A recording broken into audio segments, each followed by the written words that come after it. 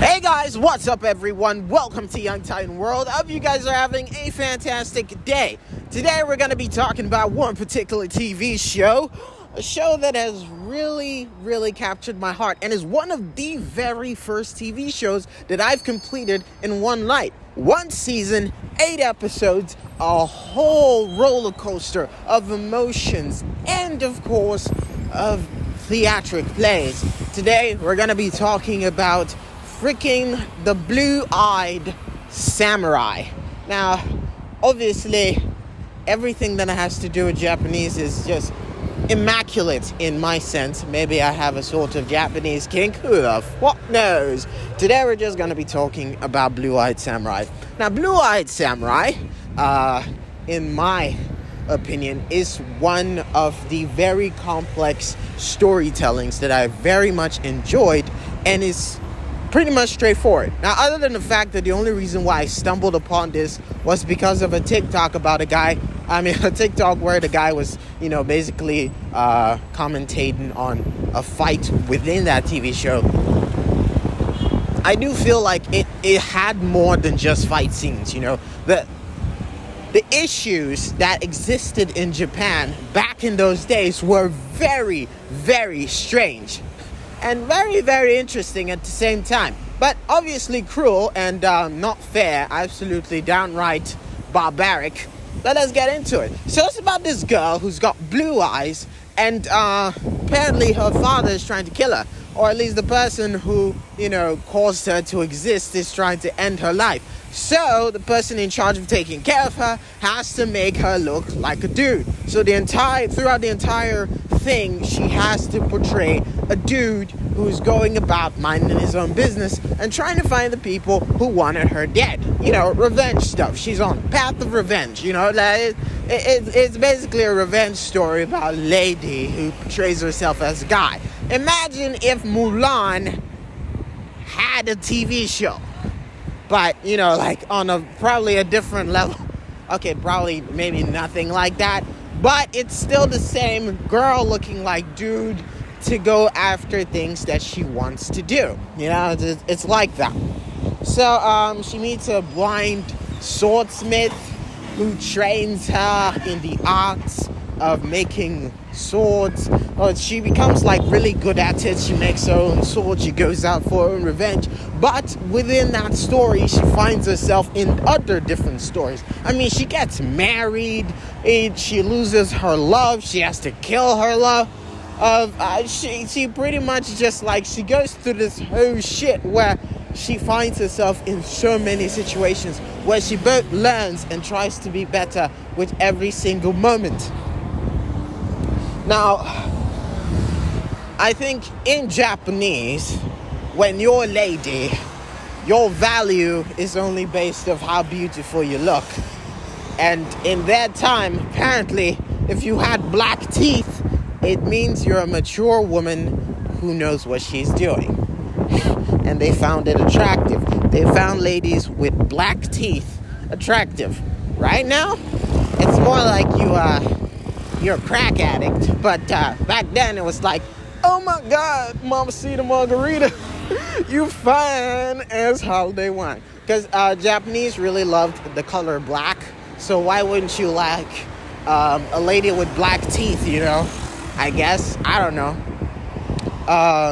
But anyways, with that, we get to find a lot more. She decides to go at it alone, but she doesn't because there is this very obsessed, hands-free kind of guy that is always out to help her and is honestly a really good guy. The innocence is just so beautiful, but I'm sure, she pretty much took it away from him when she sent him to the brothel and gave him 3 nights on the house. That was pretty intense. But yeah, the fact, one of the major underlying things is that this is not a kid's show, okay? I do not want you letting your kids watch this shit, okay? This is some major 18 plus ass shit. So I'm begging you, if you think that this is an animation, so you're just gonna pile your kids up in one room and turn on that TV and let y'all them watch Blue Eye Samurai, you got another thing coming, okay? Because the sex scenes exist. The penises exist. All of them not looking very big as the ones in porn, but they're practically more realistic than any porn movie you've ever watched. But yeah, we're not really advocating for porn right now, so we can't really talk about it. But the show really does have lots of ups and downs. She finds herself even having a nemesis from her childhood, a person who hated her to his core. But he turns out to actually like her. And if anything, he was attracted to her. So does it mean that he's... Oh my God. Does it mean that he's fucking gay? Because he's attracted to her and she was looking like a dude. And so does it mean he's gay? I don't know. I don't know. But I don't think he's gay though. But it's just like the most surprising thing for me is the fact that she didn't have to change her voice, and everyone was like, you know what, you look like a dude, you are a dude, and so we're not going to question anything beyond that. Maybe the fact that she had blue eyes and the fact that she was considered a weirdo, or the fact that, like how people ostracize black people in America because of their color. I'm guessing it was the same thing for white people in Japan. Oh my God, it's the white monster. Somebody get help. Yo, my God, it's a black dude in a white community. Someone call the cops. Pretty much on the same level. So it's with that we're introduced into an environment which is even hostile for those who are considered different from the Japanese. So your own form of traditional racism, but it exists. Honestly, I would feel like everyone who's living in a part that is, full of faces that they're aware of, full of faces that look natural to them. If you introduce someone who's out of it, someone who looks a different color, originally your thoughts are, who the fuck is that guy? And why does he look so different? What happened, God? Did you decide to slack on work? Why does he look not our color? Did you run out? Something like that. Sorry, I don't know where that came from. But ideally, the story just goes more for how much women struggled during that time and what they had to do to survive.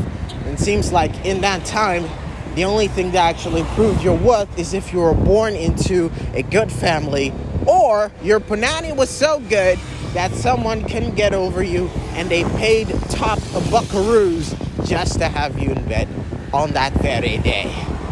And they gotta admit, that's fucked up.